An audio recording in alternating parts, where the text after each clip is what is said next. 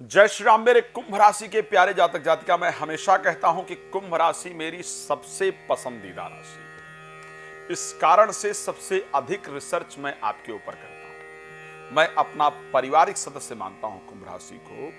इसी कारण से दिन का अधिकतम जो वक्त मैं देता हूं वो कुंभ राशि के लिए देता हूं। आज मैं इसमें लेकर के आया हूं कि अगला आने वाला 5 से 7 वर्ष आपके लिए कैसा होगा। 1-2 वर्ष की बात नहीं कर रहा हूं। मुझे लगा और आप लोगों की द्वारा बहुत ही रिक्वेस्ट की गई थी कि साहब अगले समय की बात बताइए कि हमारे साथ क्या परिस्थितियां रहने वाली है, ताकि हम आगे की परिस्थिति को लेकर के प्लान कर सकें, चीजों को प्लान कर सकें। तो मुझे लगा कि हाँ, एक वीडियो थोड़ी लंबी हो लेकिन कंप्लीट जानकारी हो, और अगले 5 से 7 वर्ष यानी हम 2023 में अगर बैठे हैं तो अगले 2030 तक का जो समय होगा वो आपके लिए कैसे होगा, आपको क्या प्लानिंग करना है, आपको क्या ध्यान रखना है, क्या सावधानी रखनी है, और अगले 2030 तक आपके राशि स्वामी शनि की क्या पोजीशन होगी, बृहस्पति की क्या पोजीशन होगी,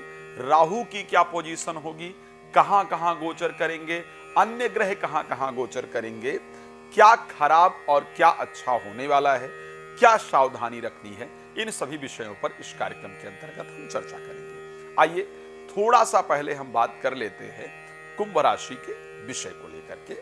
कुंभ राशि काल पुरुष के एकादश भाव की राशि मानी जाती है। लाभ भाव की राशि कुंभ राशि मानी जाती है। शनि इस राशि के स्वामी हैं। आप सभी लोग जानते होंगे कि ये राशि जो बनती है धनिष्ठा नक्षत्र के 2 चरण को लेकर के, सतभिषा नक्षत्र के 4 चरण को लेकर के, और पूर्वा भाद्रपदा नक्षत्र के 3 चरण को लेकर के, धनिष्ठा, सतभिषा, पूर्वा भाद्रपदा के तीनों नक्षत्रों को, ये 3 नक्षत्र को मिलाकर के 3 नक्षत्र के 9 चरण को लेकर के ये राशि बनती है। आप लोगों ने शायद पहले मेरी वो वीडियो देखी होगी, जिस वीडियो के अंतर्गत मैंने एक राशि में 9 प्रकार के लोग होते हैं और सभी के साथ एक जैसी घटनाएं नहीं घटित होती हैं, इस बात को लेकर के मैंने चर्चा किया था। बहुत पुरानी वीडियो हो गई होगी। सो इस बात को लेकर के मैंने विस्तार से आप सबको चर्चा की थी, आप सबको जानकारी देने का प्रयास किया था। अब अगर देखा जाए तो पूर्वा भाद्रपदा नक्षत्र के स्वामी अलग हैं, सतभिषा नक्षत्र के स्वामी अलग हैं, और धनिष्ठा के स्वामी मंगल, जैसा कि अलग अलग ग्रह प्रत्येक नक्षत्र के स्वामी होते हैं। सो एक राशि के लिए कम से कम 4 प्लैनेट इंपॉर्टेंट होते हैं, इसको ध्यान रखिएगा। आगे बात करेंगे कि बाकी परिस्थितियां क्या है। अब अगर हम देखें तो इसी में जो धनिष्ठा नक्षत्र है उसकी जो योनि देखी जाए तो सिंह की है। अच्छा, उसका गज से महावैर है ना, गण राक्षस होता है। मैं एक कुंभ राशि में बात कर रहा हूं, कितना डिफरेंस हो सकता है एक राशि के अंतर्गत। आप ये सोचिए, जो मैं 9 प्रकार की चीजों की बात कर रहा हूं, एक नक्षत्र जो कि कुंभ राशि के अंतर्गत आता है, जो धनिष्ठा नक्षत्र के अंतर्गत आता है, उसकी योनि सिंह है, गण उसका राक्षस है, ठीक है। और उसकी अगर देवता बात की जाए तो वसु उसके देवता माने जाते हैं। अब दूसरा जो कुंभ राशि के अंतर्गत ही आता है, इसीलिए कुंभ राशि के लोग बहुत अलग अलग होते हैं। और कई बार आप लोग भी लिखते हैं, बहुत लोग लिखते हैं कि जो आपने बताया, जैसा बताया वैसा ही हमारे जीवन के अंदर घटित हो रहा है, सब कुछ जो आपने कहा है उसी प्रकार से चल रहा है। लेकिन कुछ लोग ये भी कहते हैं कि साहब जैसा आपने बताया उस प्रकार की परिस्थितियां हमारे साथ नहीं घटित हो रही। यानी 2 प्रकार की कंडीशन एक राशि के अंतर्गत देखी जाती है। कुछ लोग कहते हैं कि जैसा, क्योंकि मैंने कहा कि जब 9 प्रकार के लोग हैं तो मैं तो कुंभ राशि की बात कर रहा हूं, अब 9 लोगों की मैं बात नहीं कर रहा हूं। उन 9 लोगों के अंतर्गत कुछ चीजें घटित हो सकती हैं, लेकिन सारी चीजें सभी से मैच करें वो थोड़ा मुश्किल है। यहां वो डिफरेंस भी मैं आपको क्लियर कर रहा हूं कि आखिर वो कुंभ राशि में डिफरेंस क्या है। सो कुंभ राशि का जो पहला नक्षत्र है धनिष्ठा, जिसके स्वामी मंगल माने जाते हैं, जहां पर सिंह योनि मानी जाती है, गज उसकी बैर की योनि मानी जाती है, राक्षस गण माना जाता है, मध्य नाड़ी है, और इसके देवता होते हैं वसु। यहां पर यह भी क्लियर होगा कि हमको क्या करना चाहिए हम कुंभ राशि के अंतर्गत अगर हैं। दूसरा, सतभिषा नक्षत्र के 4 चरण कुंभ राशि में आते हैं अश्व योनि। अब सोचिए, पहला जो चरण है कुंभ राशि का, 2 चरण जो पहला है उसका सिंह योनि के अंतर्गत आता है। यानी उसको राजसी जीवन जीने का विचार रहता है, उसको किसी से डर नहीं है, वो बहुत मेहनत नहीं करना चाहता है, उसकी जब जरूरत है तभी वो मेहनत करना चाहता है, वो सभी को प्रोटेक्ट करना चाहता है, एज ए किंग काम करना चाहता है, बिकॉज उसकी सिंह योनि है। अब दूसरा जो नक्षत्र है शतभिषा, अगर हम बात करते हैं, शतभिषा कुंभ राशि के अंतर्गत आता है, उसकी अश्व योनि है। वो भाग दौड़ करना पसंद करता है, ट्रैवल करना पसंद करता है, किसी को हार्म करना, किसी को नुकसान करना पसंद नहीं करता है, नहीं करती है। वो बहुत बोझ लेकर के और पूरे परिवार का प्रोटेक्शन करना, सारा दिन मेहनत करना, काम के लिए भागना पसंद करता है। देखिए, दोनों एक ही राशि के व्यक्ति हैं।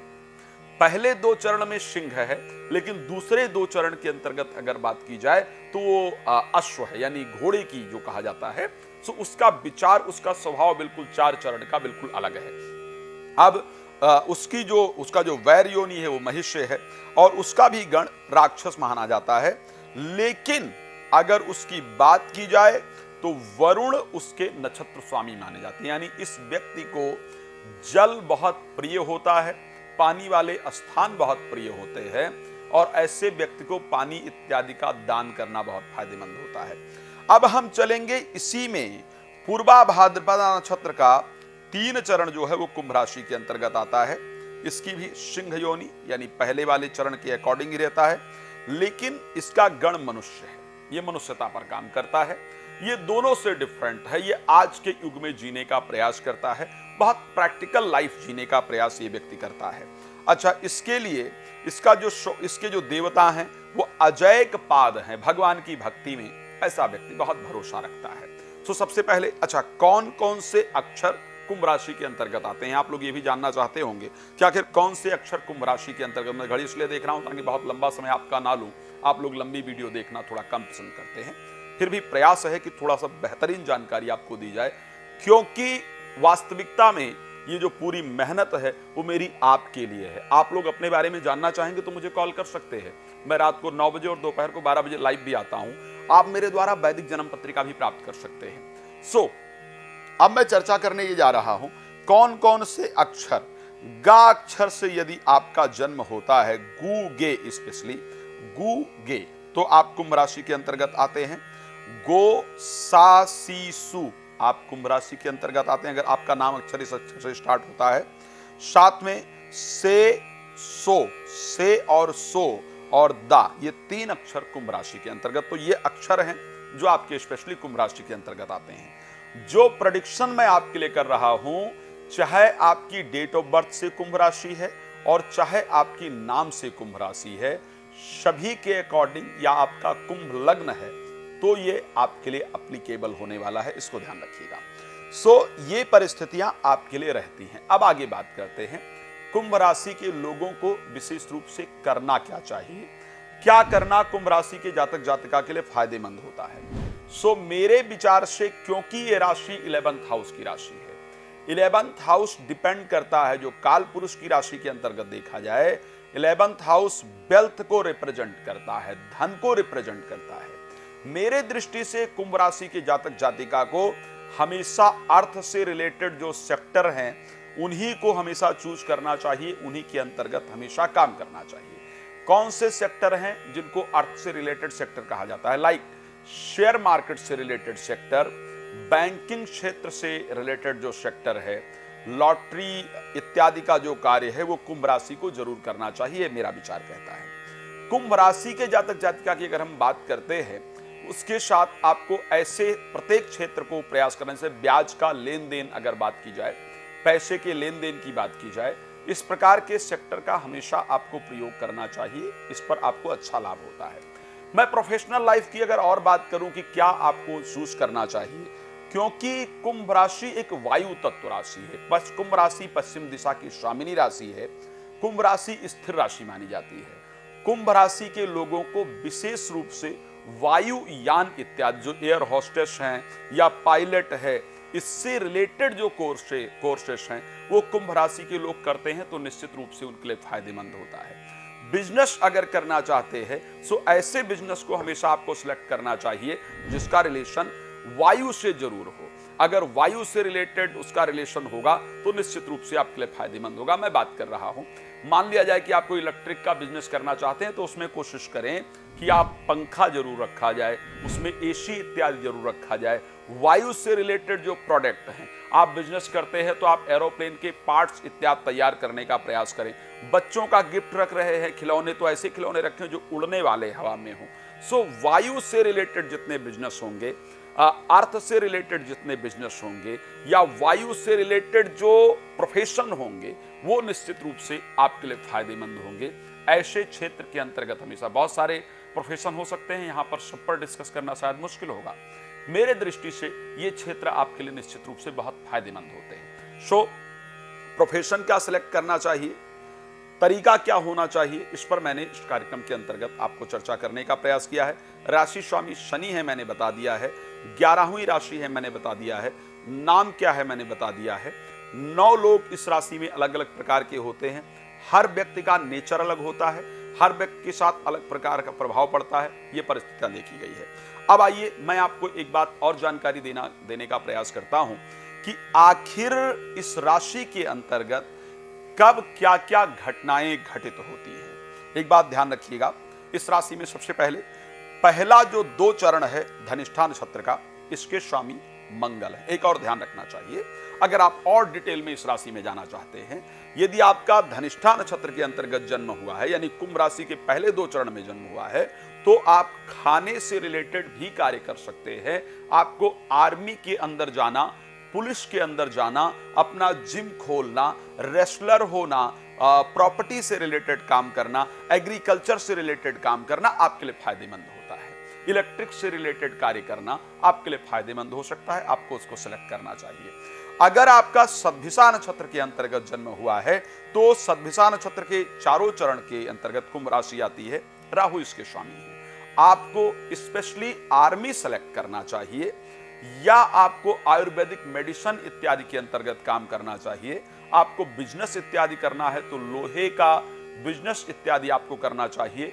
कारपेंटर का काम करना, लेदर का काम करना, माल धुलाई का काम करना, ड्राई क्लीनिंग का काम करना, लिकर का बिजनेस करना, जो कार्य या तो पहले के समय में अच्छे कार्य नहीं माने जाते थे, उन कार्यों को करना, दलाली, मैं मतलब कह रहा हूं कि बिचौलिए का काम करना, या जो काम पहले के समय में अच्छे नहीं कहे जा सकते थे उन कार्य को करना, सैनिटरी का काम करना, पेट्रोल से रिलेटेड काम को करना, जमीन के अंदर निकलने वाली चीजों का काम करना, इस प्रकार के कार्य से आपको बहुत लाभ होता है। अगर आपको सद्भिषा नक्षत्र के अंतर्गत जन्म हुआ है, कुंभ राशि के आप अगले 4 चरण के अंतर्गत आते हैं। लेकिन यदि आपका पूर्वा भाद्रपदा, जो कि कुंभ राशि के अंतिम 3 चरण है, वहां पर अगर आपका जन्म हुआ है, तो ऐसी परिस्थिति के अंतर्गत आपके लिए जो फायदेमंद होता है वो काम है टीचिंग से रिलेटेड, कंसल्टेंसी से रिलेटेड, बैंकिंग से रिलेटेड, जुडिशरी से रिलेटेड। आप कोर्स करना चाहते हैं तो आपको बैंकिंग का काम करना चाहिए, जुडिशरी का काम करना चाहिए, टीचिंग का काम करना चाहिए, आपको इस प्रकार कंसल्टेंसी से रिलेटेड कार्य को करना चाहिए। बिजनेस के दृष्टि से प्रॉपर्टी का बिजनेस करना या गुटखा, तंबाकू इत्यादि का काम करना आपके लिए फायदेमंद हो सकता है। तो ये बहुत सारे अलग अलग विषय हैं। मैं एक ही राशि पर मैं कह रहा हूं कि हमेशा मैं आपको वीडियो देता रहा हूं 5 मिनट के, 7 मिनट के, 2 मिनट के, 4 मिनट के या 10 मिनट के, अधिक से अधिक। अगर मैं इस राशि पर ही बात करने आऊंगा तो मुझे 1.5 घंटा लगेगा इस पूरी राशि के बारे में आपको क्लेरिफाई करने में। इसलिए कहता हूं कि नंबर इसीलिए है कि आप समय लेकर के, अपॉइंटमेंट लेकर के आप बात करें, ताकि अपने विषय में आप पूरी तरह समझ पाएं, जान पाएं, और क्या करना है, कैसे जिंदगी को बेहतर बनाना है, उसको आप समझ पाएं। ये जो मानव जीवन मिला है ना, ये मानव जीवन स्ट्रेस लेने के लिए नहीं मिला है। यही एक जीवन है जिसमें आप स्वतंत्र हैं, जहां पर आप अपने तरीके से लाइफ को एंजॉय कर सकते हैं। अगर मानव जीवन को प्राप्त करने के बाद भी जिंदगी का आप लुत्फ नहीं उठा रहे हैं, अगर यहां भी स्ट्रेस प्राप्त हो रहा है, तो फिर आप कभी अपने आप को खुश रख ही नहीं सकते। मुझे वो कबीर जी का वो शब्द याद आता है कि यह तन काचा कुंभ है, लिया फिर यह साथ, और ढबका लागा फूट गया, कछुना आया हाथ। अगर इस शरीर को पाकर के भी तनाव मिला तो फिर ऐसी परिस्थिति में इस जीवन को जीने का फायदा नहीं है। अच्छा, उसको निकालने के लिए मैंने एक तरीका बताया कि हम क्या कर सकते हैं। आप मुझसे संपर्क कर सकते हैं अगर चाहेंगे। अब हम और आगे आते हैं और आगे बात करते हैं कि कौन से समय के अंतर्गत आपके साथ कष्ट के समय हो सकते हैं। आप इसको भी चेक करके अपनी राशि को क्लियर कर सकते हैं कि जो मैं प्रेडिक्ट कर रहा हूं वो कितना बेहतर है। एक तो 7 दिन की जब उम्र होती है कुंभ राशि के जातक जातिका को, तब उनको कष्ट प्राप्त होता है। 7 दिन, पैदा होने के 7 दिन बाद ही कष्ट प्राप्त होता है। 18 वर्ष और 32 वर्ष बहुत कष्टप्रद निकलता है। 18वां वर्ष और 32वां वर्ष जो है वो जीवन में बहुत कष्टप्रद निकलता है कुंभ राशि के लिए, हमेशा देखा गया है। 61 वर्ष में इन दोनों वर्षों की 18 और 32 वर्ष की मैं बात कर रहा हूं, मृत्यु तुल्य निकलता है, इसको ध्यान रखिएगा। 61वें वर्ष में भी जाकर के कष्ट होता है, लेकिन उम्र हमेशा 61 वर्ष से ऊपर देखी गई है कुंभ राशि की, अगर पहले चरण के अंतर्गत स्पेशली जन्म हुआ हो। कब होता है मृत्यु का समय, कब होता है? गुरुवार को उत्तरा भाद्रपदा नक्षत्र के अंतर्गत, थर्सडे और उत्तरा भाद्रपदा नक्षत्र के अंतर्गत विशेष रूप से कुंभ राशि के लोगों को मृत्यु प्राप्त करते देखा गया है। सॉरी। अब मैं चाहूंगा कि मैं आप सबको बताऊं कि अगला 2030 तक का समय जो है वो आपके लिए किस प्रकार का रहने वाला है, आपके ग्रह की पोजीशन क्या रहने वाली है। सो 2030 तक स्पेशली आपके राशि स्वामी, क्योंकि 2024 में जून तक वक्री रहने वाले हैं, 29 जून 2024 तक जो शनि की परिस्थिति है वो यहां पर वक्री रहने वाले हैं और शनि कुंभ राशि के अंतर्गत अभी गोचर कर रहे हैं, लेकिन वक्री होने के कारण मकर राशि से प्रभावित कर रहे हैं। सो यहां तक जो परिस्थितियां रहेंगी आपके लिए, और बृहस्पति का जो गोचर है, क्योंकि बृहस्पति मेष राशि में गोचर करेंगे, बृहस्पति का मेष राशि में गोचर रहने वाला है, जो कि धन के स्वामी माने जाते हैं। और उसके साथ अगर देखेंगे हम राहु के गोचर की बात करेंगे, राहु आपके 2nd हाउस में गोचर करने वाले हैं। सबसे पहले हम शनि की क्या क्या परिस्थिति रहेगी और क्या परिणाम प्राप्त होगा उसको लेकर के बात कर लेते हैं। सो 2024 के जून महीने तक स्वास्थ्य को लेकर के दिक्कतें, भाग दौड़ अत्यधिक रहेंगी। स्वास्थ्य को लेकर के दिक्कतें, भाग दौड़ अत्यधिक, हॉस्पिटल इत्यादि का चक्कर जो है लगता रहेगा, लेकिन विदेश यात्रा का संयोग निश्चित रूप से बनता हुआ दिख रहा है। स्पेशली यदि आपकी एज 36 ईयर की है तो यहां पर हेल्थ को आपको विशेष ध्यान रखना है, और इस समय तक मन में भय और मन में अशांति बनी रहे, इस प्रकार की परिस्थिति आपकी राशि के अंतर्गत रहने वाली है। 2024 में 14 नवंबर को जाकर के आपके राशि स्वामी मार्गी हो जाएंगे। 2024 में 14 नवंबर को राशि स्वामी मार्गी होंगे, स्वयं आपकी राशि के अंतर्गत गोचर करेंगे। यहां से आपको रिस्पॉन्सिबिलिटी बहुत सारी मिलने वाली है, बहुत रिस्पॉन्सिबल आप होने वाले हैं। लेकिन अगर आपकी एज 36 ईयर के बीच में है तो यहां पर भी आपको मृत्यु तुल्य कष्ट मिले, इस प्रकार की परिस्थिति है। अदर एज में आपको मान सम्मान, यश, प्रतिष्ठा प्राप्त होगी, कुछ बहुत जरूरी जिम्मेदारियां आपको प्राप्त होंगी। प्रोफेशनल लाइफ में बहुत सारी वृद्धि आपको देखने को जरूर मिलेगी, और एक नई प्रॉपर्टी आपके हाथ में आए, नई प्रॉपर्टी आप प्राप्त करें, इस प्रकार की परिस्थिति आपके लिए दिख रही है। 2024 में 14 नवंबर से लेकर के 2025 में 30 मार्च तक आपकी इस प्रकार की परिस्थिति रहेगी। आपकी राशि स्वामी शनि आपके राशि के अंतर्गत गोचर करेंगे। अब 2025 में 30 मार्च को शनि चले जाएंगे मीन राशि के अंतर्गत, जो कि आपके 2nd हाउस की राशि होगी। आपके राशि स्वामी आपके 2nd हाउस के अंतर्गत गोचर करेंगे 2025 में 30 मार्च को, ध्यान रखिएगा। और ऑलरेडी वहां पर राहु गोचर कर रहे होंगे, ध्यान रखिएगा, राहु ऑलरेडी वहां पर गोचर कर रहे होंगे। 2025 में 18 मई तक राहु वहां गोचर करेंगे, जबकि 30 मार्च को ही जाएंगे। तो यानी जो अप्रैल का जो पूरा समय है 2025 का, और 18 मई तक का, यानी 1 महीने 18 दिन का जो स्पेशली ये समय आपके जीवन के अंतर्गत आएगा। एक तो आप परिवार के प्रति बहुत प्रेम रखेंगे, इसमें कोई दो राय नहीं है। लेकिन इस बीच में परिवार के अंदर काफी सारा तनाव होने वाला है। ध्यान रखना है कि इस टाइम पर हमको किसी प्रकार का इन्वेस्टमेंट इत्यादि नहीं करना है। ध्यान रखिएगा, इस टाइम पर हमको किसी प्रकार का इन्वेस्टमेंट इत्यादि नहीं करना है। ये 1 महीने 18 दिन का समय है। 2025 में 30 मार्च से लेकर के 18 मई 2025 तक का समय है, जहां पर राहु और शनि दोनों का कॉम्बिनेशन आपके सेकंड हाउस में होगा। यहां पर किसी प्रकार का भी इन्वेस्टमेंट करना आपके लिए घातक सिद्ध हो सकता है। वो पैसा वापस प्राप्त नहीं होगा, इस प्रकार की परिस्थितियां हैं। और अपने शब्दों पर विशेष रूप से आपको ध्यान देने की आवश्यकता होगी। कुटुंब के प्रति आपका जो एक विचार है, एक व्यवहार है, वो बेहतर रहेगा। 30 मार्च 2025 से लेकर के और अगर देखा जाए 27 तारीख को 27 जुलाई 2026 तक परिवार के प्रति आपका लगाव बहुत ज्यादा रहेगा। परिवार के साथ आपका समय व्यतीत करने का भी एक विचार रहेगा और समय व्यतीत भी करेंगे। साथ में धन को एकत्रित करने के लिए आप अनेक प्रकार का प्रयास करने वाले हैं। धन एकत्रित भी होगा।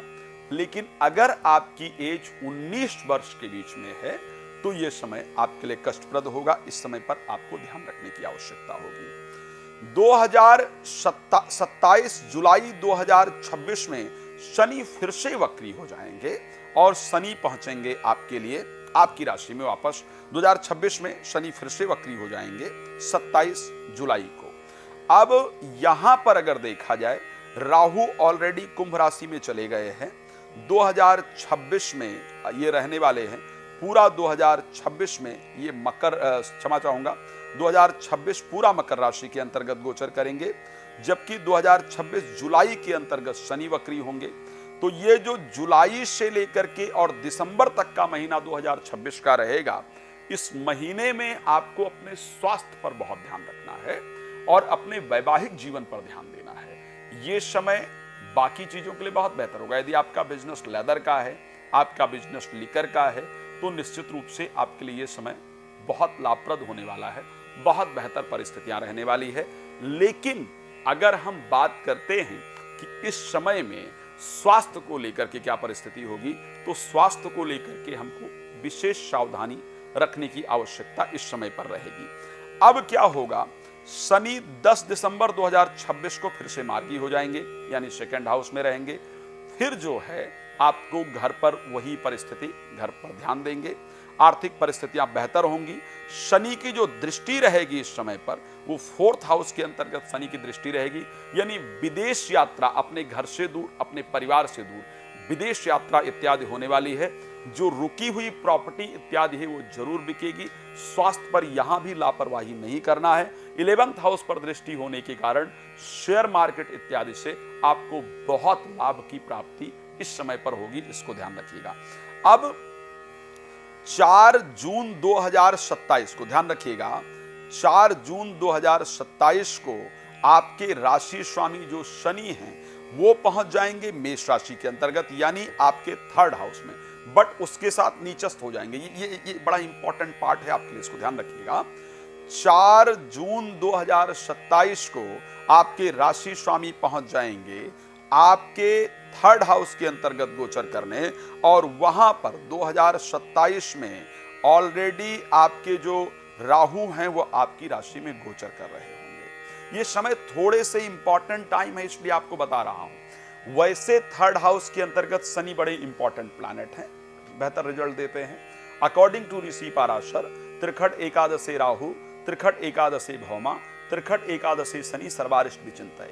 बट क्योंकि यहां शनि मंगल की राशि में गोचर करेंगे, सो ये समय जो शनि का 2027 में 4th ऑफ जून के बाद रहने वाला है, ये बड़ा भाग दौड़ से भरपूर समय आपके लिए होगा। इसमें बहुत भाग दौड़ करना पड़ेगा। स्वयं का कोई भाई बंधु इत्यादि आपको धोखा दे, इस प्रकार की परिस्थिति होगी। लेकिन साथ ही इस समय पर जो भाग दौड़ किया जाएगा, थोड़ा लेट उसका रिजल्ट प्राप्त होगा, लेकिन अच्छा रिजल्ट प्राप्त होगा। इस समय व्यापार में परिवर्तन होगा। इस समय जिंदगी में किसी नए व्यक्ति का आगमन भी होगा। इस समय एक लंबी सोच के लिए कुछ न कुछ आप तैयार करने वाले हैं। इस समय कोई नई पोजीशन प्राप्त होगी। इस समय कोई नए मकान इत्यादि में भी आपका जाने का जो संयोग है वो बनेगा। ये बनेगा आपका 4 जून 2027 से लेकर के और 9 अगस्त 2027 के बीच में। अब 9 अगस्त 2027 को फिर से शनि वक्री हो जाएंगे, आपके सेकंड हाउस के अंतर्गत गोचर करेंगे। तो जो पुरानी परिस्थिति आपकी थी, जिसकी मैं पुरानी चर्चा कर रहा था, उसको फिर से लेकर के आएंगे। 18 अक्टूबर यहां पर वक्री होने के बाद 18 अक्टूबर 2027 को फिर से मीन राशि में आ जाएंगे, यानी उसी प्रकार शेयर मार्केट इत्यादि से लाभ देना शुरू करेंगे। परिवार, इस समय पर परिवार में कुछ तनावपूर्ण परिस्थिति होगी, उसको लेकर के हमको सावधान रहना पड़ेगा। यहां पर 29 दिसंबर 2027 को फिर से शनि मार्गी होंगे और मार्गी होने के साथ साथ 24 फरवरी 2028 को फिर से मेष राशि के अंतर्गत आ जाएंगे, यानी फिर से उसी प्रकार का भाग दौड़ आपका होगा। बहुत सारी यात्राएं इस समय पर होंगी। विदेश यात्रा भी इस समय पर निश्चित रूप से आपकी होती हुई दिख रही है। भाई बहनों के धोखे के कारण या भाई बहनों के साथ संबंधों में इस टाइम पर तकरार पर हो, इस प्रकार की परिस्थिति है। लेकिन आप एक किसी बड़े पोजीशन के लिए सेलेक्ट किए जाएंगे, किसी इंपॉर्टेंट पोजीशन के लिए सेलेक्ट किए जाएंगे। स्पेशली राजनीतिक क्षेत्र में इस टाइम पर बहुत अच्छा रिजल्ट आपको जरूर प्राप्त होगा और कुछ ऐसा कार्य आपके द्वारा इस टाइम पर जरूर होगा जो आपको बहुत फेमस करने वाला होगा, जो बहुत हिट करने वाला होगा। इस प्रकार की परिस्थिति आपकी जरूर होने जा रही है। 24 फरवरी 2028 तक शनि मेष राशि के अंतर्गत रहेंगी। फिर 22 अगस्त 2028 को शनि वक्री होंगे और 5 जनवरी 2029 को शनि जाकर मार्गी होंगे। 9 अगस्त 2029 को शनि फिर से वृष राशि के अंतर्गत आ जाएंगे। अब शनि पहुंचेंगे 4th हाउस के अंतर्गत। वो लोग जिन्होंने विदेश की फाइलें बहुत दिन से लगा रखी है, वो लोग जो राजनीतिक क्षेत्र के अंतर्गत बहुत दिन से प्रयास कर रहे हैं, उन लोगों के लिए बहुत बड़ी खुशखबरी होगी, क्योंकि यहां से आपकी विदेश यात्रा जो है 9 अगस्त 2029 से लेकर के आपके विदेश यात्रा का जो सुंदर संयोग है वो प्रारंभ हो जाएगा। आप विदेश यात्रा इस समय पर निश्चित रूप से करने वाले हैं। आपकी इस टाइम पर विदेश यात्रा होगी। आप अपने परिवार से इस टाइम पर दूर जाएंगे, अपने कार्य क्षेत्र की इत्यादि के अंदर परिवर्तन करेंगे। अगर आपकी उम्र इस टाइम पर 36 वर्ष है तो आपको कुछ बहुत इंपॉर्टेंट पोजीशन आपके लाइफ के अंतर्गत इस टाइम पर मिलने जा रही है। खैर, मैं बहुत सारी चीजें हैं इस राशि के अंतर्गत और चर्चा करने के लिए बहुत लंबा समय चाहिए। मुझे लगता है वैसे भी ये वीडियो करीब 25-26 मिनट तक पहुंच गई है। सो एक बार एक काम करते हैं, अगर आपका कोई प्रश्न है, मैं रात को 9 बजे और दोपहर को 12 बजे लाइव आता हूं, मेरे साथ लाइव जुड़ सकते हैं। नंबर है, कॉल करके अपॉइंटमेंट लेकर प्रॉपर बात कर सकते हैं, अपने विषय में हर समय के बारे में जान सकते हैं और अच्छी नॉलेज प्राप्त कर सकते हैं। उसके साथ में आप अपनी वैदिक जन्म पत्रिका बनवा सकते हैं। मैं इस राशि के बारे में कुछ विशेष काम कर रहा हूं। आप चैनल को फॉलो, लाइक, शेयर जरूर करके रखें ताकि अच्छा जानकारी आप प्राप्त कर पाएं। आज के लिए बस इतना ही। बहुत धन्यवाद। जय श्री राम। अगले अंक में आपके लिए कुछ खास बात करेंगे। जय श्री राम। बहुत धन्यवाद।